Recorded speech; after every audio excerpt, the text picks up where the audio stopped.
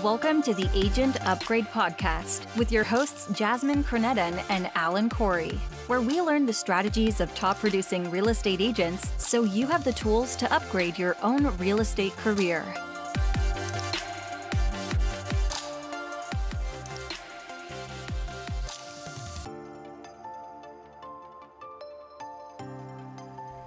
Welcome to the Agent Upgrade Podcast. I'm here with my co-host, Jasmine Alan of Jasmine Team. How's your day been, Jasmine? Things are going really well. How about you? Good. I am attempting to go on vacation, which is tough for every real estate agent. So which means the phones are going to start ringing. Yes. So I've tried to prep for it. I've set a goal for myself to take a 30-day vacation every single year. I was able to do that last year to success, but that was because of coronavirus. Everyone was working from home. That was more of a mental necessity to just have a change of scenery, but it worked out so well for my family, and I was able to do everything remotely.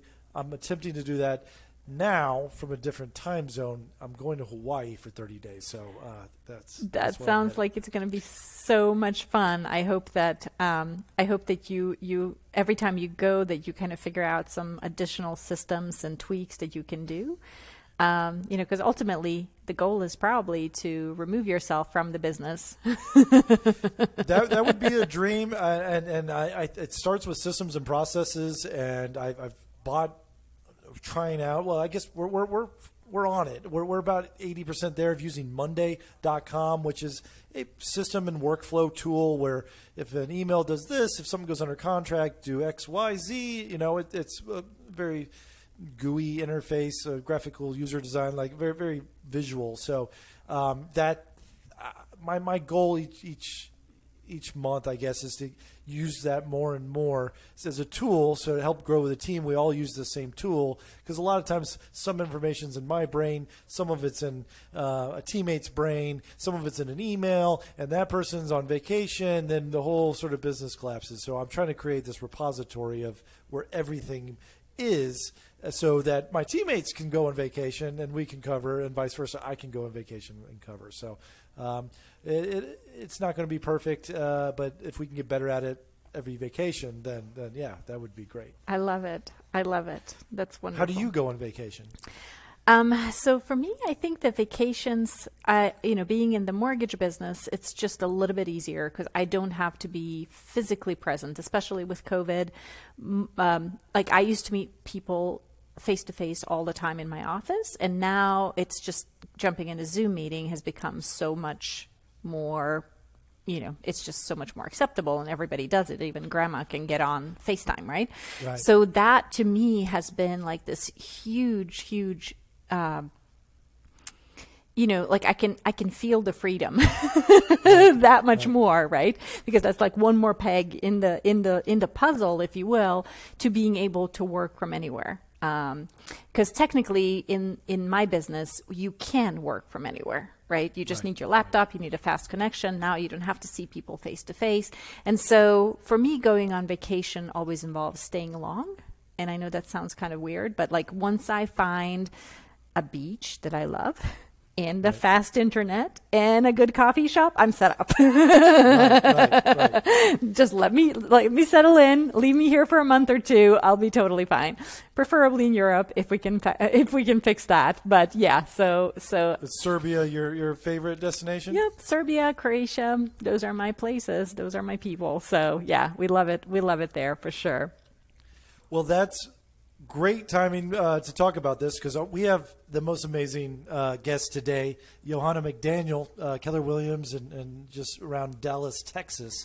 The best Texas team is how she's branding herself. And she really gets into how she's living her dream. Her dream is to do work from a vacation home and grow her team in Texas, but possibly live in a different state or territory. And she's she's accomplished so much in 4 years as a real estate agent. And she's hopped around 4 different brokerages. And so she's learned a lot from these different brokerages. And she just adds to her business. And it's so insightful and inspiring to listen to what Johanna has to say. Yeah, I really like that we kind of stayed with her on her systems on social media, because I feel like people talk about it in broad strokes, but she's somebody that comes from a social media background and has really created something fantastic using social media for herself. And I feel like I took a lot of notes on that. And I'm definitely going to be implementing a lot of it. If you want a master class on social media, don't have to pay a dime. Just listen to this episode. And we also touch upon coaching. I know coaching seems very foreign to a lot of real estate agents. She does a great job explaining what her coach does for her and how her coach has helped grow her business faster. I found that, if you find yourself stuck as a realtor or how to grow business, I think that accountability partner is really helpful. I'm excited to listen to this when it airs, and I'm excited to follow up with Johanna in like a year or two, because I think she's going to be doing bigger and better things, because she has a vision, and you can just see that she's not going to quit until she accomplishes her vision. Yep. It's a great episode, so grab your popcorn, guys. It's going to be fun. Here we are with Johanna McDaniel, Keller Williams.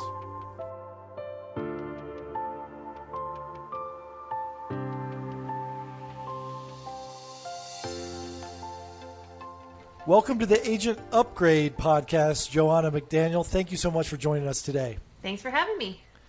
So, you're in Dallas, Texas, North Dallas, Texas, is that right? Yes, we cover the Frisco, Plano, Denton, Wise County, all of anything north of I-30 in Dallas-Fort Worth. And is that a super hot market from what I hear at the moment? Like the rest of the nation, yes.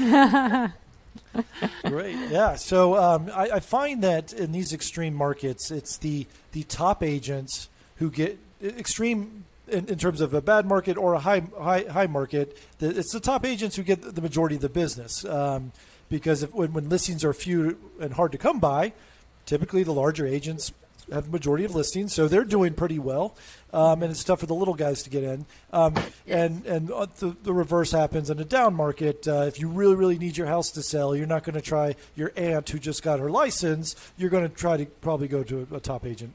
So you being a top agent in North Texas area here, how are you staying sane with the craziness? Well, to be honest, I'm actually kind of burned out at the moment.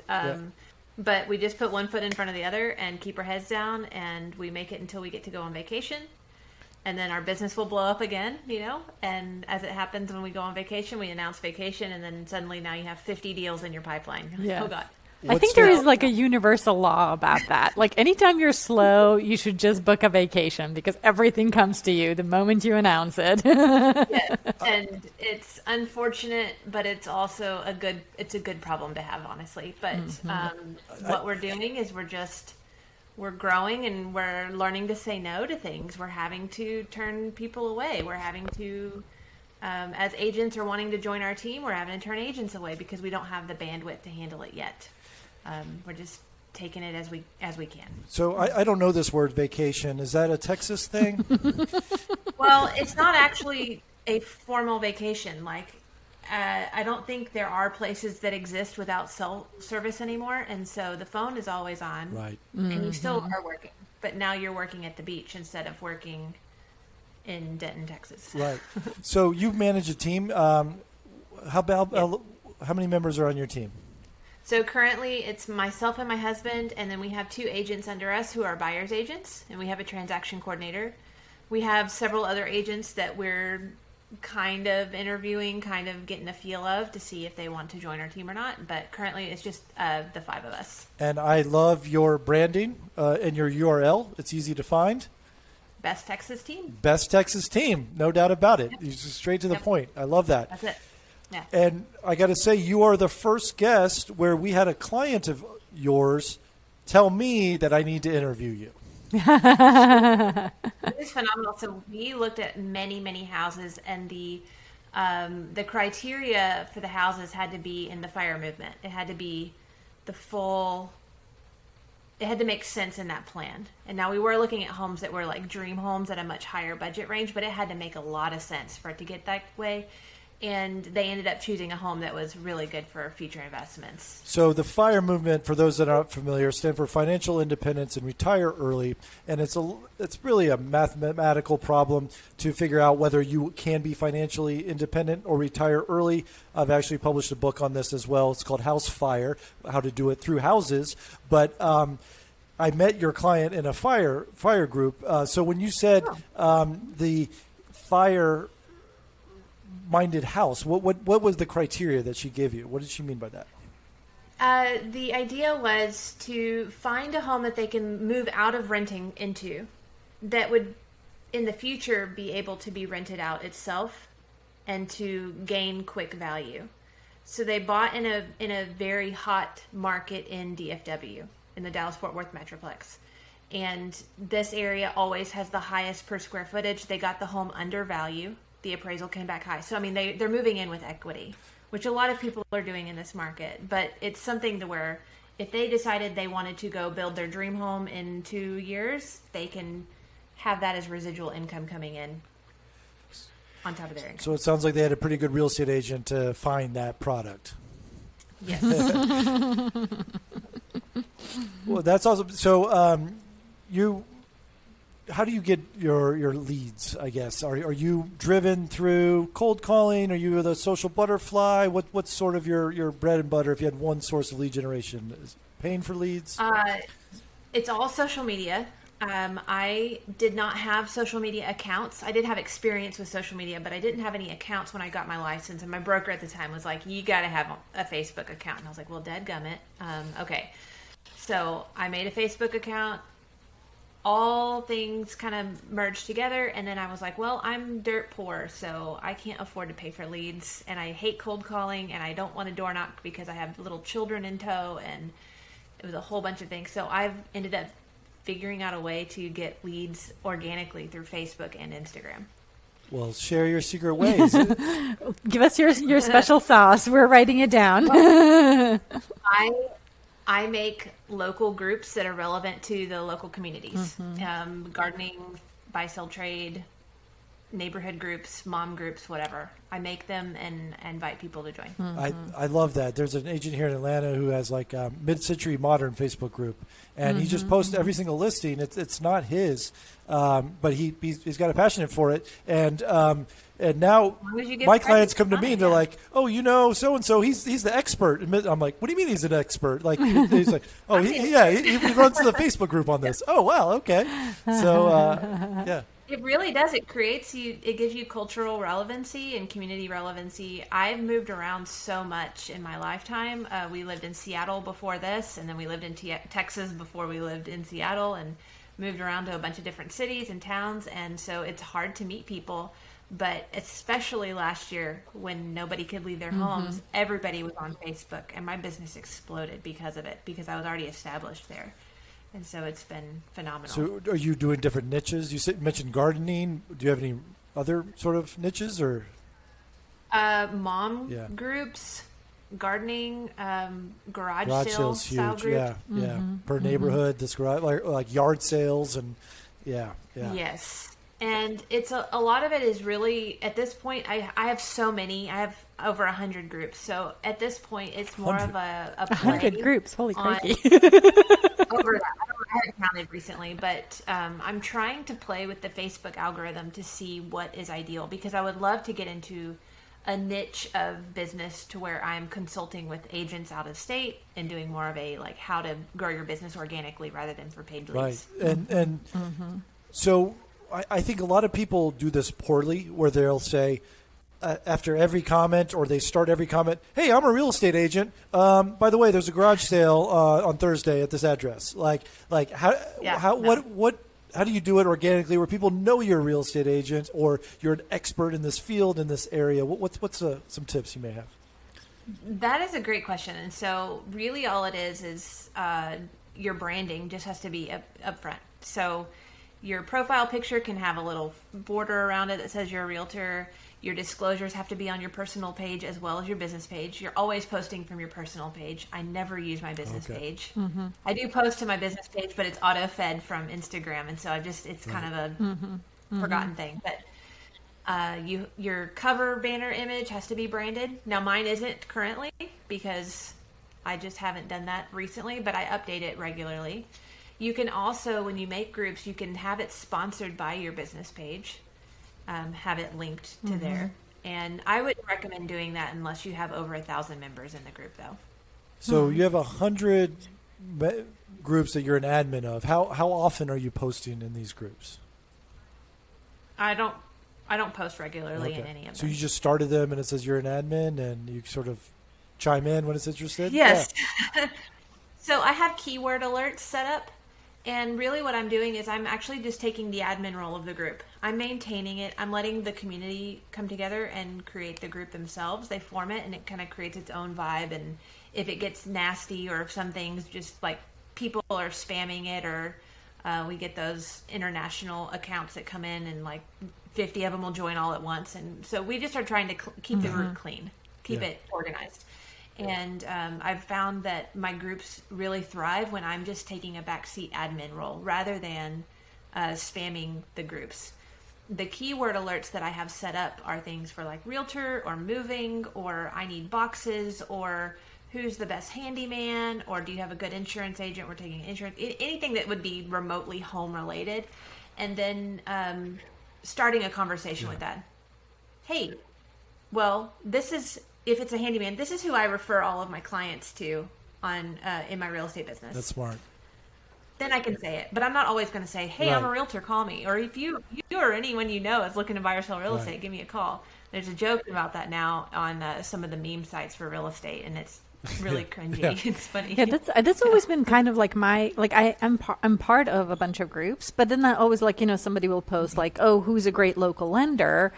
And I'm grateful because like a lot of my agents will post my name in them, but I would never be like, "Oh, I'm a great lender." Like, I mean, that's weird. Is that what you're supposed to do or no? Well, no, you absolutely can do that. And the way that you have to go about it though is you always have to tag the original poster who's asking. You tag their name and you say, "I would love to help you. I have sent you a message with several questions that you need to consider. Even if you don't use me, I would be happy to help you. Just ask better questions." And a lot of times that's getting them to start that conversation with you. Now they know you're willing to help them, whether or not without baggage or without the handcuffs saying, now you have to help me.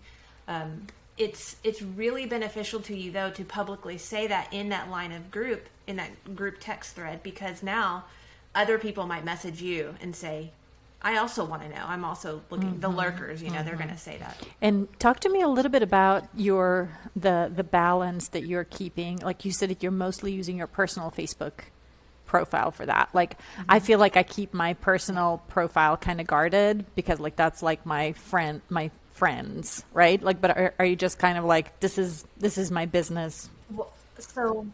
It is my business. I didn't remember, I had deleted all of my social media before that. So I was a social media manager for a bunch of really small mom and pop businesses around town when I was a stay-at-home mom.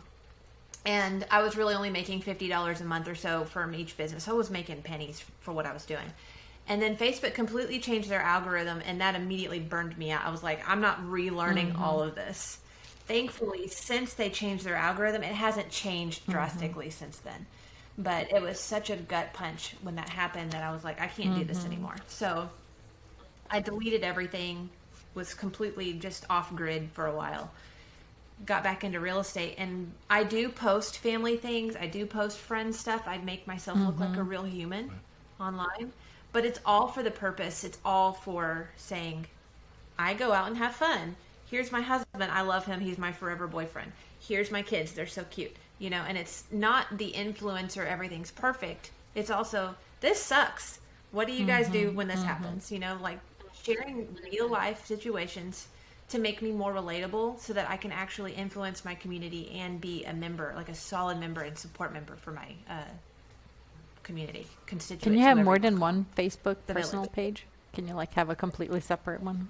You can.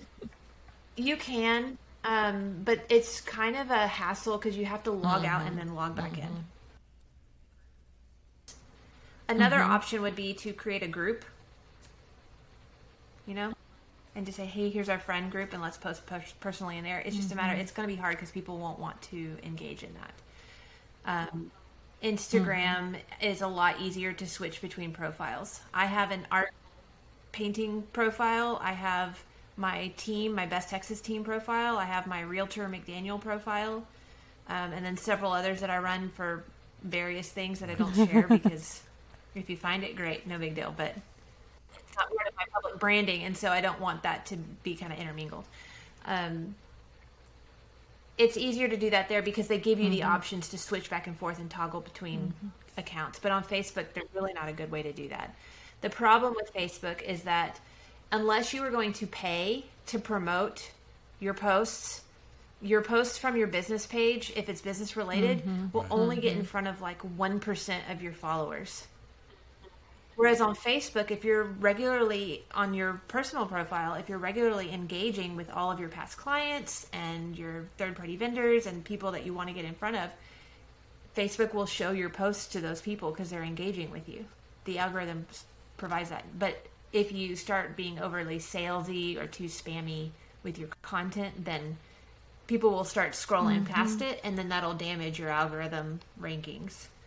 And so it's always cool stuff. You always want to post And what sort of strategy do you use Instagram just to drive posts on Facebook, or how are you doing the same? Okay, yeah. So I post mostly text only on Facebook, and then on Instagram I will post mostly business related things with my kids thrown in. So pictures of us at the pool or a model home that I just toured. Instagram has multiple facets to it. So you have stories and reels and IGTV and the main feed. And on the feed, you can have little snippets of all of those. And it's a whole nother ball game. But because it's owned by Facebook, you can just post on Instagram and feed it. But you can only connect it to one profile. And so I have it connected to my business profile and not my personal profile because I need content going to my business profile. And if it's not business related, then I will toggle that off when I'm posting specifically for that one post. Do you take like photos at every closing with the buyers or clients, or? I do a lot of the typical closing day. We'll take a picture of the outside at final walkthrough and say just closed. But I try to post every day, once a day on Instagram on the feed. And so my feed isn't always just when you go to my profile, it's not going to be closed, pending, under contract, just listed, none of that. That might be one out of every 7 or 8 posts. No, I like that you've peppered it, because I see the agents and that's all they post is like the closings and stuff, and it's one, you're not really providing value. It almost just like a trophy case. Yeah. It is. And it really is more beneficial to you in your overall engagement if you are just a real person. Really what you can do is the best thing that you could do is just literally a selfie video of you talking about your experiences in real estate and then using appropriate hashtags. Yeah, well, that's sort of I don't do that. A couple enough, guys I know. well, I don't know them, but I know their story. Graham Stefan and me, Kevin. These guys are like huge on YouTube talking about real estate. But they both were real estate investors. And Graham Stefan just was at an open house with no one there. So he just did a Facebook video, got a lot of reviews, and so he just kept doing it. And now, from what I can tell, he's more or less left the realtor business, and he makes like $10 million a year on YouTube because he just keeps talking about real estate. Well, he's branched out to other like credit cards and finance, but I'm sure he's got some system worked out. But he could also sell all the leads that he's getting. It all started from being bored at an open house. So that's something for you agents out there. Yeah. Honestly, the most leads that I get from Instagram are me doing video walkthroughs with some music attached to it that's trending. Instagram will suggest trending music when you're uploading these reels. And I do a vertical, just a pass-through tour of the house. And it's always a model home. I do something that's really pretty and trending. And I use trending hashtags. You always tag Chip and Joanna Gaines, Fixer Upper, and all the super cheesy, chuggy stuff. And you put it all in there, and it's you get 1 million likes, and it's exaggeration, right? But I get actual leads saying, I love your stuff. I see you. Your red glasses. You look cool. I don't believe that, but this is what they're saying to me. Like, we see you all the time on these, and these are people that are coming in from out of the country following hashtags like hashtag Dallas Homes or moving to Texas. And it could be relevant for you in your states as well. So anything like that, you just start posting information in houses, and they send you a message, and you always have to check that hidden folder. If you get a new message, 9 times out of 10, it's some spam account. But every once in a while, they're like, hey, we're really thinking about moving there we're going to be there on these dates. Would you be able to take us to see some houses? And that has happened to me 3 times. Okay. And one of them was the lady who. So you have very distinctive, beautiful red glasses. Is that your sort of signature? You wear those every day in all your videos? Yeah. I bought them last August because I thought they were fun, and then now it's just become a thing. And I almost I'm about to buy another pair. These are my real glasses. Like, I can't see without them, and so since I got these, I have several realtors in the so you got to change it up a little bit now.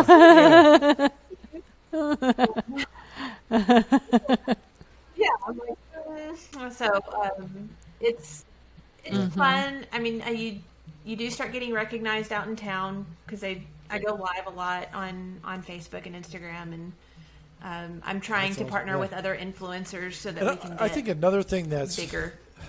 I know one person who does it really well, but a lot of people use social media to almost divide. Like they'll have their favorite sports team, and then they just talk trash about every other sports team, and it's like, great. Well, no one who's a Green Bay Packers fan is going to hire you to be a realtor now because you just spent the last 2 hours, talking crap about their team. Right? Like, yeah. This is one of my biggest things that I coach other agents on.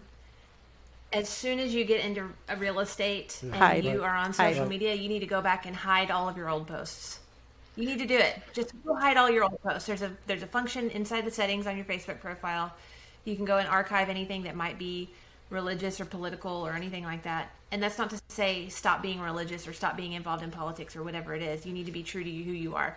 But when you're trying to get business, doesn't it make sense to put yourself in the front of the largest audience of humanity, of all of their differences, instead of being divisive, right?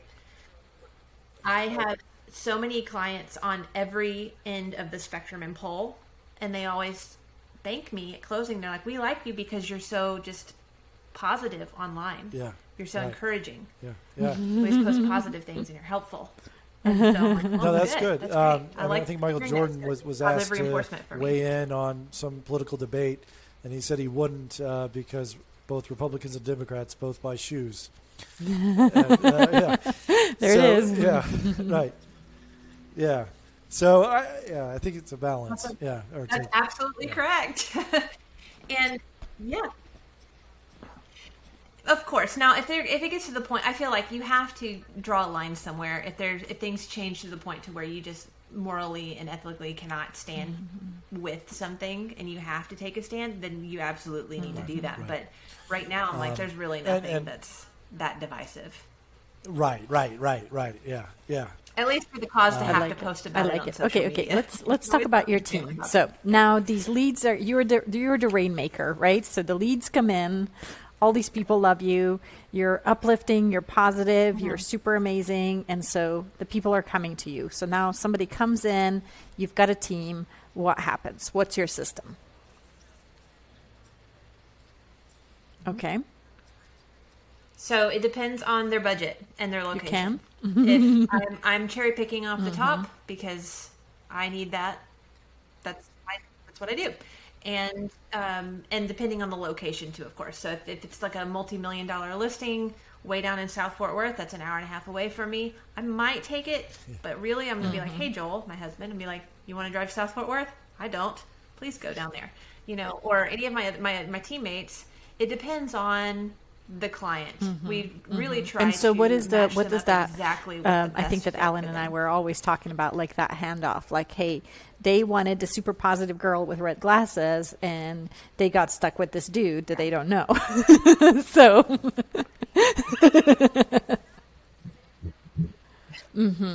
Right. The reality is they don't know me either. And so the first time we're meeting, I'm just like, hey, myself, you get me. They do get me still, because we're friends on Facebook. 9 times out of 10, all the Facebook groups are the leads. So we're now friends on Facebook. So they are getting the agent to show them in open houses for them. They are also getting that agent to call on call with any questions, but they also can always reach out to me on Facebook and ask me more questions. And the agent is also asking me questions. So I'm very heavily involved all the way. It's not like a micromanagement situation where I'm just like watching my agents like a hawk, like a babysitter. It's more of a really good relationship of just saying, hey, I'm entrusting you with this lead, a very warm lead, right? And would you help them? So when you're going over and like it's an always inspection a group conversation report, with the three of us. Are you on that call going over the inspection report, or do they usually do it with your buyer's agent and let them handle it?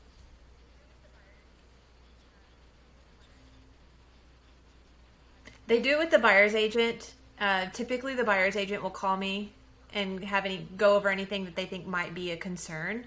And it depends on also the agent's experience. The agents that we have on our team right now are very new, but in the past we've had more experienced agents on our team.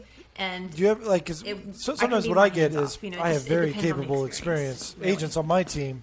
I pass a client off, and they'll have a conversation about the inspection report, and then the client wants to have the exact same conversation with me, and I'm like, well, I'm going to say the exact same thing my teammate said, but happy to engage this. So I'm doing all that I can to pass them off. You're in capable hands, but I keep getting sucked back in. Like, I want to hear it from Alan. I want to hear it from Alan. Mm-hmm.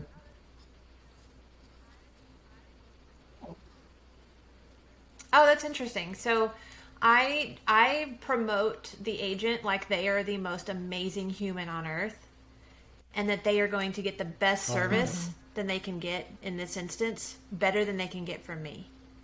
But because I run the team, I am so busy that they are going to get me as a distracted human being from them. And so that way they can trust that this person is really focused on them. But I said, they do call and say, if you have any further questions and you have any questions for me, please go through the agent. Right? I would say, let's use the name Joe, for instance. Have Joe call me, and then we'll talk about it. Got it. Yeah. And then if we need to discuss it then, but that's always in the very first introduction meeting. And that way there's the proper channel, so that way they don't come back straight to me. Now, for instance, in the with the lady who tagged me in your group, she I feel like she and I are friends now. So there's a different relationship there. It's not a client agent relationship. It's more of a just now we're pretty good friends. And so we text and we send each other pictures. But if she came to you and said, I want to buy a $100,000 rental house in Texas, would you take that lead, or would you pass it off to a client? I would tell her that there is no such thing. Fairy tales. Yeah, I'm like, maybe in Kentucky, but not here. Maybe El Paso. I don't know. But I love it. Somewhere where people don't live. Yes, I would pass it off. But it would be in the situation to where that agent is somewhere that's close in the area that I know that they can be on top of it. Yeah. A lot of times, certain price ranges are in certain areas that I can't. So I live really close to a very expensive part of town. I don't live in an expensive home, but I'm close to it. And so most of my clients and the stuff that I shop is in that area. Now, if it is an investment property, it's a lot further drive. So I have other agents who I network with in addition to my agents on my team that we outsource out to. Got it. I like it. Do you do much investor business? I do. I actually do. And my one of my teammates who just joined my team is one of my former investors. So I'm kind of sad to lose him because he bought a beautiful, beautiful home in Frisco, Texas. That's this big Victorian farmhouse, and ended up flipping it and reselling it. And that was a huge sale for me. And I was like, oh, it'll be so cool. And then he got his license. Like, dang it. Yeah, that happens. So when did you know, growing your business, how long have you been a real estate agent? I'm on my 4th year now, but I've accomplished 3. This is amazing that you've grown it this fast in 4 years. You understand that's a rarity in this business. That's what I'm told. Okay. So you're killing it. So that I'm so happy. That's why you're on our show today. When did you take that? Like, there's agents who are doing, half of what you're doing right now. But when did you know, hey, I need to grow my team? Make that first buyer's agent on your team, your transaction coordinator. Were there signs that told you when you need to do this? So I hired my transaction coordinator last July, and I was in the weeds, and it was just, I was crying every day, and it was horrible. My hair was falling out. And so that was my first hire. And then I had an agent join on. I've had quite a few people. So, full disclosure, I used to be at EXP. And so growing a team and recruiting is like number one. That's what you do. And so I was trained to do that. And that's when I started thinking about growing a team. I'm no longer with EXP. And then now being at Keller Williams, we have the whole millionaire real estate agent model that we follow through Gary Keller's book. On the copy. And I've got it somewhere on my bookshelf. Yes. Yeah. Everybody has a copy. Yes. If you're an agent and you've not read it, you need to read it. Yes. It's kind of like the ground zero Bible for real estate. Yeah. Right. Yeah. It's a good one. And so now we are trying to dial backwards and hire our first admin. So now I have 3 buyer's agents and a transaction coordinator, and I'll be getting my first admin probably this fall. But growing a team and all of that, I have too many leads. I need help. I can't do it all myself. And what's this admin, the role and responsibilities you're going to assign the admin to do? A lot of it is probably going to be maintaining the Facebook groups and taking a lot of that over. Yeah, oh, that's great. Yeah. Because as a top agent, balance is difficult, and you have a family and kids, and right. And how do you and your husband, being on the same team, separate family and work? Well, this has been a very big topic of conversation, and so that's why the big push is to hire an admin and to really start working in that direction. Because we're both working from home, and our kids are now home from school for the summer, we're together all the time, and so even when we're working, we're still playing together. It's all very interchangeable. But if it gets to the point to where any one person is too stressed out, or it's just not enough attention for the kids, then we dial back and we're just like, look, we're not going to do this for a week, or we're taking some time off. We're taking a whole day off together, turning the phones off. Are there software tools that you use to help manage your team and family and life and leads and all that? Or we use Airtable. Airtable. Okay. Airtable is very beautiful, and it's all color coordinated, and it's nice. It's just a good template. It's kind of like a really rudimentary build your own CRM that looks nice. Okay. Yeah, I'm looking at it now. I just started playing with Monday.com, which looks very similar to Airtable in many ways. But yeah, where you can basically custom create your own workflows. You can do that, and then you can also, it has different views, like Trello boards with the Kanban style tile card movement, and calendar view and spreadsheet view. And then it also will provide you form creation and landing pages. So that way you can create landing pages with the form. So for funnel ads, if you're doing that kind of thing, it would be really great. Oh, that's great. What about, okay, so now, like, what does your perfect life look like? I live on a beach somewhere, and I only get called about situations that are the biggest issues. So Like I would be updated on numbers, essentially. That's about it. Like CEO level, that's it. How much money is going into the bank account, not out of the bank account, right? Just well, either one is fine, right? But like ultimate yes or no's would come to me. But it's so what would you? I don't want to. So what would you like if you had to if you had like 2 minutes to write down how you get there? What would that feel like? What would that look like? How do you get from who you are now with kids and everybody's in it? You're in it 24/7, give or take. And then how do you get there? I have to have about 3 or 4 more hires for admin and VAs. And I have to have the beach house, of course. We are actually flying to Puerto Rico at the end of August to go look at houses. So, I mean, we're already looking. We have a super amazing business coach who keeps our nose to the grindstone. Like, he really keeps us focused on these are the goals, these are the dreams, these are the steps that we need to make it, and we break it down all into many steps with SMART goals, of course. It's frustrating and it's very stressful, and but the growth that we've had just in the last 3 years has been, we were making less just borderline poverty level income to now well over 6 figures and doubling that within 3 years.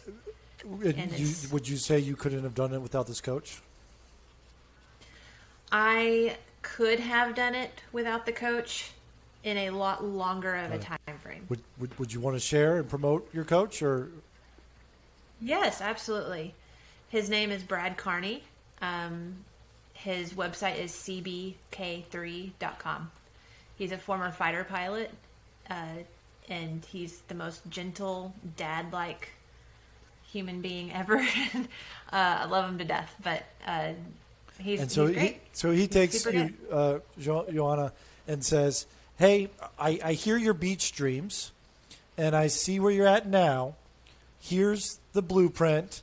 Step 1, you got to get Airtable or whatever it is. Or step 1, you got to get a buyer's agent. And then, so you go out and do that. You're like, I'm too busy. I don't have time to train someone. I got to go get a buyer's agent. All right. Hey, all right. Now, step 2 is get a closing coordinator. Okay. I don't have time to hire a coordinator, but you got to do it. Like that. Is that sort of the process?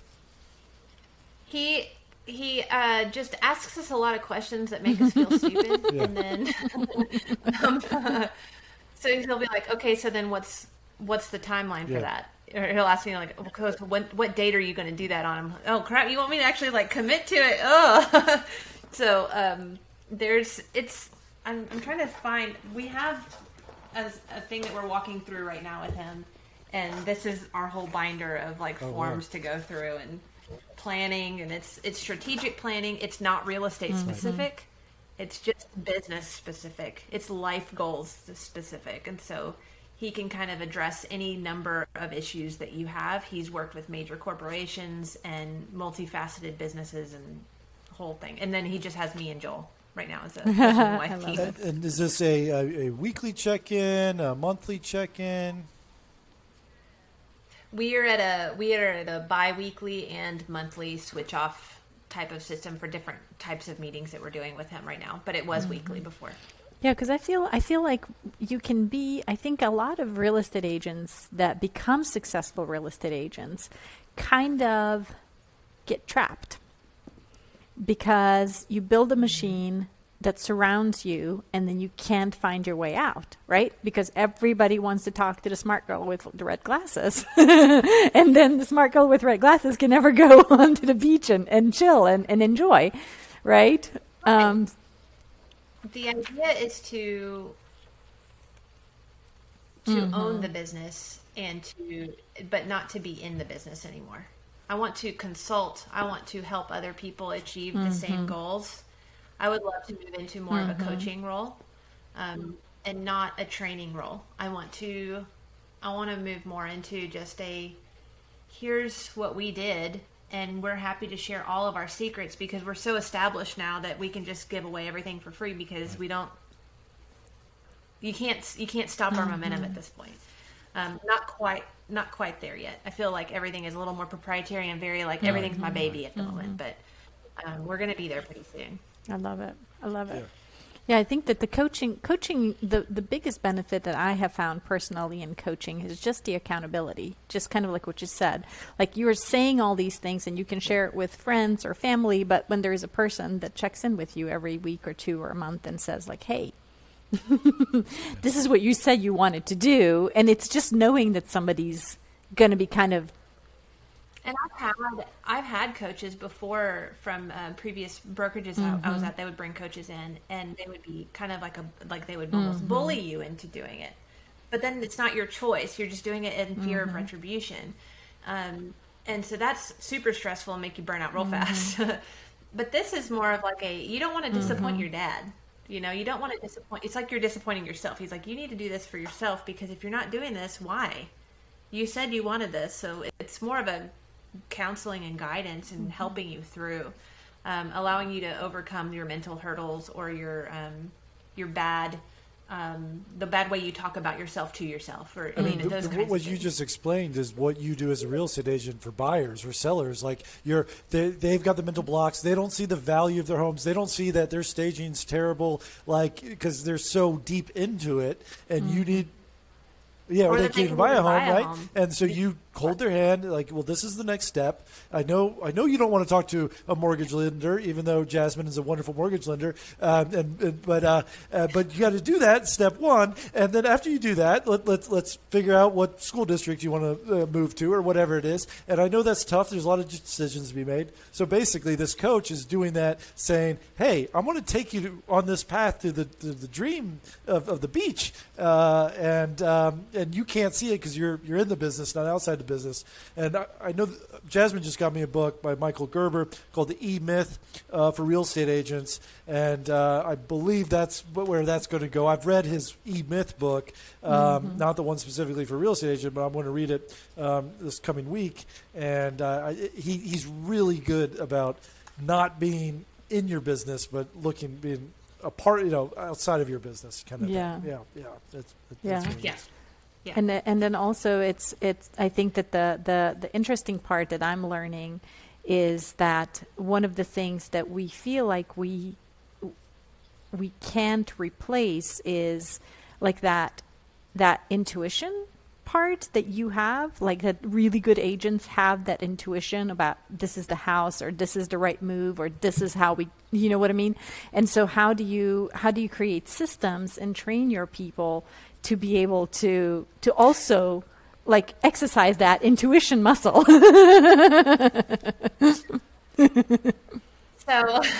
that is my number one issue. That's why my husband has quit his full-time career and has joined me full-time, because he has taken that role of admin in the interim until we hire somebody, really to kind of bridge the gap between my brain and what needs to go on paper for that admin, or to be able to get it to where that admin can create the systems for us. He's creating kind of like the ground level framework of things, because the way I have done everything through Facebook or the way I talk to people, I didn't realize were scripts that I had just created, and I'm always doing the same conversation. You ask me what I say, and I can regurgitate everything that I say, but I didn't learn it from anyone. It's just over time honing it in. But it needs to be on paper so somebody else can come in and take it and memorize it and do it and make it their own. The systems is hard for somebody like me, because I am very gut feeling based. People will say, well, how much is this home worth? And I'll be like, I can provide comps for an investor, and like the after renovation value, the ARV on comps is so hard to actually determine to an investor who's from out of state, because they have to really trust your numbers. And so that's been a learning curve for me on like how to list all that out for them in a way that they can understand. So this is a weird tangent, but I think it ties in. Is your phone number on your for sale signs? So you're even if it's, do you have any listing agents, or you do all your listings? Okay, all right. And then, I do all my listings right now. I'm only 3 years in, really. You've done so much in 3 years. Like, when did you hire the coach?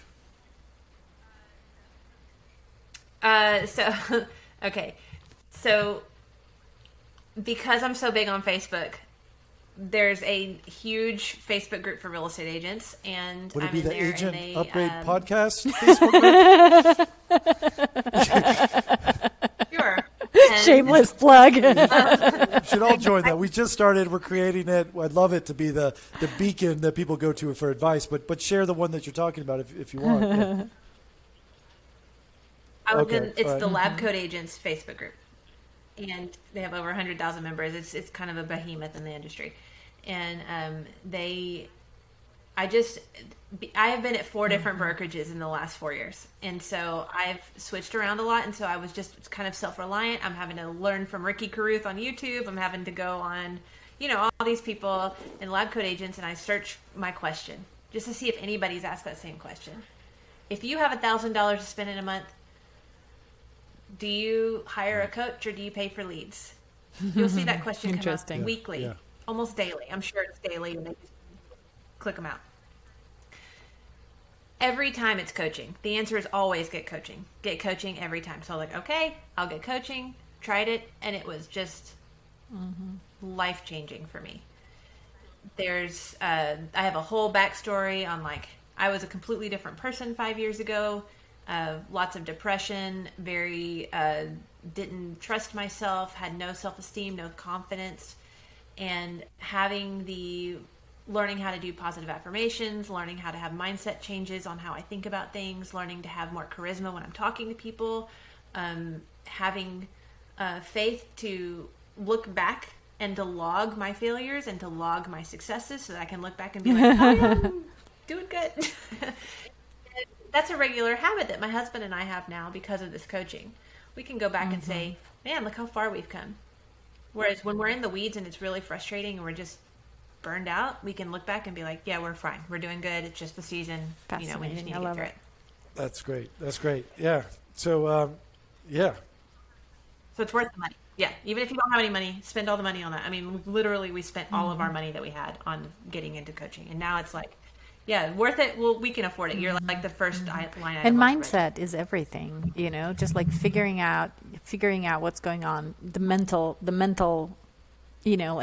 I always kind of joke, I feel like life is a game that you really play with yourself. It's like, it's all in your headspace, right? You can have a problem and you can pick up the phone and be excited and be like, hey, I've got 2 possible ways we can solve this, right? Or you can be like, oh my God, it came in 50,000 under value. It's all going to fall apart. Yeah. Right. And right. Here's the potential solutions.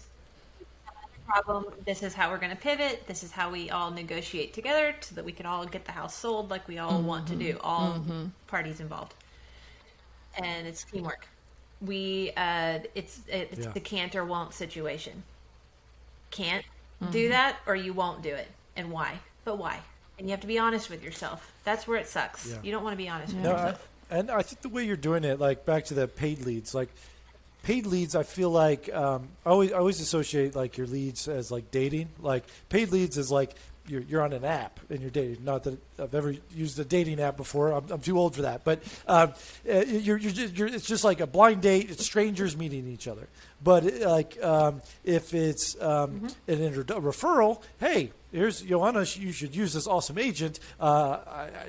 Whatever, I'm in her gardening group. Then it's like you have a friend that's vouched for each other, right? Yeah. And then the next step, these organic leads, it's no one's introduced you, but I've vetted you out. I've liked your content. I wasn't trying to follow you, but you've provided me value in some regards on Facebook. So I would imagine that translates to you providing value in real estate. I want you to be your agent. So I think it's you found a way not to pay for leads, but use social media for leads, which is wonderful.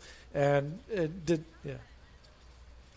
yeah. And it's not that I'm unwilling to pay for leads. It's just at this point, it's hard for me to do that because I'm already doing so well with not paying for them. I'm also totally okay. I get people calling me all the time. Like, hey, could you use another 10 closings every month? And I'm like, the average agent does 1 deal a year. Are you serious? Yes, of course. And they're like, okay, well, it's $1,500 a month. I'm like, no, I will pay you a percentage at closing. You give me those leads, I'll pay you that percentage at closing. And most of them won't. They don't do that. It's always the monthly fee. Yeah. So that's awesome. So what would you say?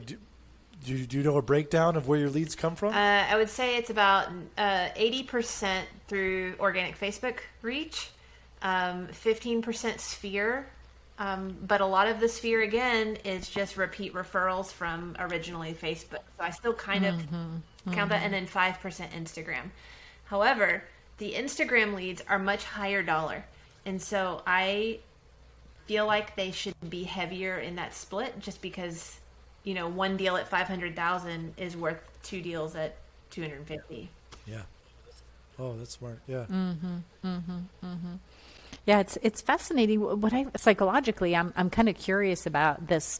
That, you know, I've just been thinking about that for the last couple of days. Like this idea, like, you know, like I'll get a call from somebody saying, "Hey, this girl who is in my soccer Facebook group told me to call you for a refi." I'm like, that's amazing, but like, why would you trust somebody in your soccer Facebook group to know about who you should refi with?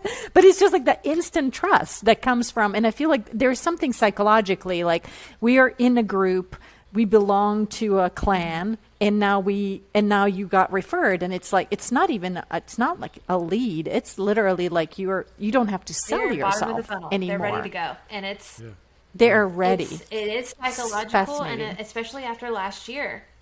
We were online and we didn't have any face-to-face interactions. This is all we had. This was our community, was online. TikTok exploded because now people are getting to dance with each other and sing together and really interact and have fun together. Whereas Facebook we're sharing politics and the doom and gloom of COVID. Instagram was like, look at my pretty house again, you know.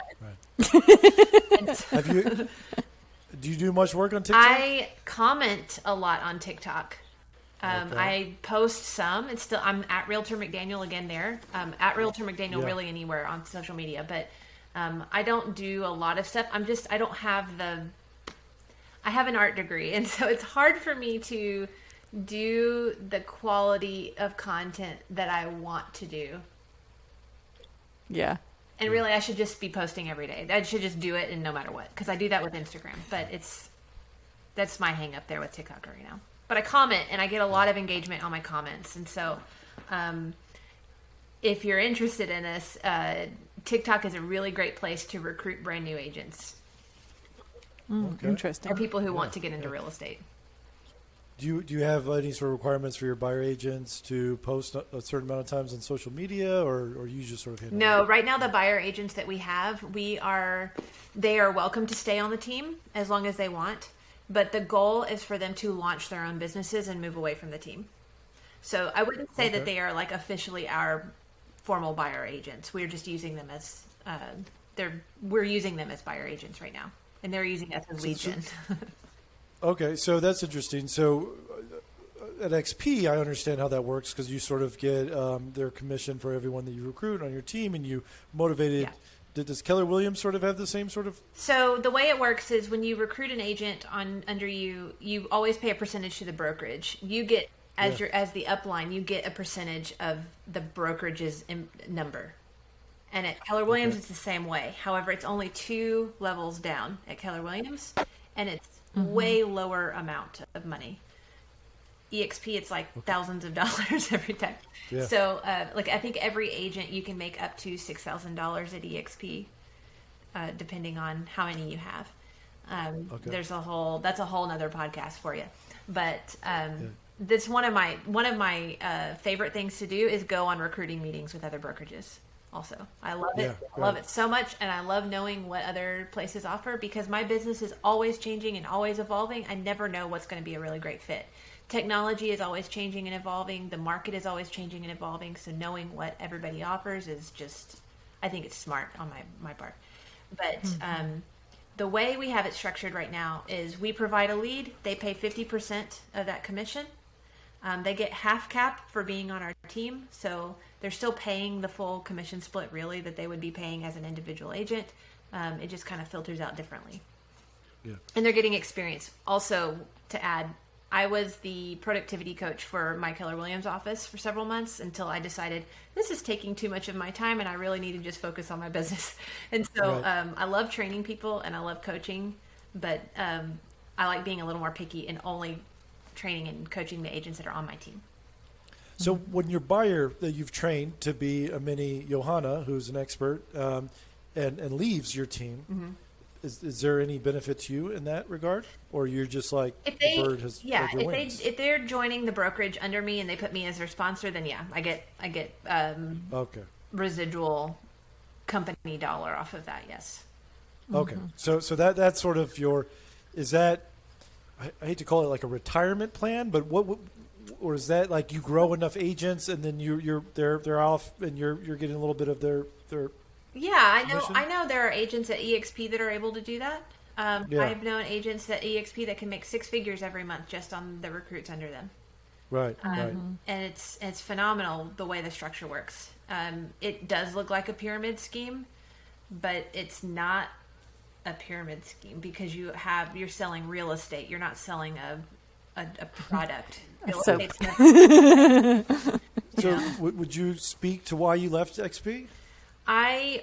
So at the time we were building our house and I needed to make as much money as possible so that we could pay for our closing because I'm self-employed and because I only had I didn't have enough money or enough years of tax paying. My loan that I qualified for was a bank statement loan. I had 2 years of taxes, but I only had 1 year of good income. And so my 1 year of income had to cover both years of the spread out bank statement loan. And it was just, I have a 6.5% interest rate and my mortgage on a $380,000 house is $2,300 a month. And so, I mean, like we are having to refinance, but, at the time I needed to remove my cap. And so I left EXP so I didn't have to pay cap. I went to Fathom, which is like 100% brokerage. It's like a 500% transaction. Another great option for agents. And it allowed me to maintain $16,000 towards my down payment. Normally people pay 20% and it's not as much money as we had to pay plus closing costs on a less than $400,000 house. So there's a cap on XP. What do you mean you had to remove your cap? Like you earn a certain amount of money on XP and then they don't take any more commissions and you needed to get that taken off? Yes. So I had already gotten homes under contract to do a lot of new construction. So those homes were still paying towards the EXP split cap. Yeah. But I had a bunch of pipeline coming up of a lot of people that were saying, we're almost ready to buy. And I had them and they were getting pre-qualified with lenders and I had a lot. And so it made sense to where I can get all those deals and remove that 20% split off of EXP. Now I'm only having to pay $500 per transaction rather than the 20% per transaction. Because at Keller Williams, you've hit that cap already, so it's only $500 each time? Or it's no, always that was when I moved to Fathom. I moved to Keller Williams in January. I was only at Fathom for 6 months. Okay. And it's confusing because I've been at 4 different places now, and so trying to keep up with that is... Well, it's probably worth mentioning, like, did your business suffer by switching brokerages at all? No, not at all. like your clients want to be with you. When I switched brokerage for a year to Compass and I moved back to where I'm at now, which is Keller Knapp, a boutique place here.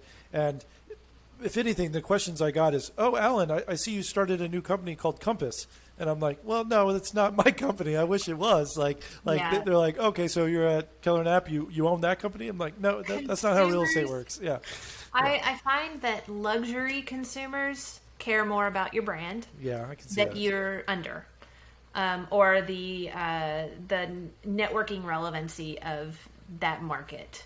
And so Compass maybe just because they have such a big ownership of the luxury brand in the nation. Right.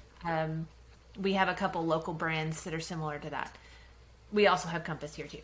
But I did lose a listing early on in COVID because I was at EXP because the consumer hadn't heard of EXP. Okay. Interesting. And now I'm sure they wouldn't say that because EXP has doubled since then. Right. But it's one of those things where I don't think they were really hiring me. They were just hiring a real estate agent and they were concerned about the brand. Right. They didn't know me. I didn't have enough rapport built. So that was something that I could have improved on in the future. that's the other thing with coaching or improvement. You just always have to always be willing to ask the hard questions. What did I do wrong? How could I have made this better? How could I have done things differently? You know, even if it's a success, how can I improve it? Yeah, I love that. I think it's a very few minority of people who care about the brand, and you know, you can't really overcome that until you're a big enough agent. People know you. The Best Texas Team is its own brand now. It's going to outshine whatever brokerage you're with. You know. Well, and we named it that because we wanted to grow. We wanted to be forced to grow and to get bigger than ourselves. And we also didn't want it branded to my name. Yep. We didn't want it to be the Johanna group or the McDaniel group or whatever, because we wanted to be bigger than us. Yeah. Now we do have it localized to Texas, but I don't see it. Well, Texas is a small state, so that's probably I think you maybe were really thinking like you need to kind of expand your horizons there a little bit. Your goal. Yeah, Not enough homes in Texas. I have the problem where I will hyper focus on the smallest of minutia forever, or only see the giant big picture of like taking over the universe. And so the in between is where my husband comes in. And he's like, no, these are the steps to get there, and this is how we handle it. Well, that's like the Grant Cardone 10X approach, where he's like, whatever your dreams are, 10X it. And because if you reach those 10X dreams, great. But if you only 6X it, well, that was better than what your original dream was. You're already 6 times better than what your original dream was. So, So I kind of like absolutely correct. Yeah. And so our first goal was just to buy a house. We were living with my parents, and we couldn't afford anything. And so it was like, okay, what if we bought a house? Okay, cool. Well, when are you going to buy the house? With the business coach, he's like, when are you going to buy the house? And we're like, okay. So we signed a contract on a home that we couldn't afford. We didn't have the funds for it at all. And so it was really scary.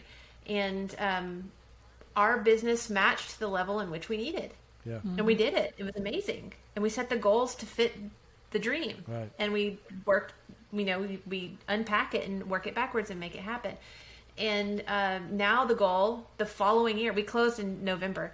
Now the goal is to go to Puerto Rico and I don't know if you guys know about this, but Puerto Rico has amazing tax sheltering programs for people.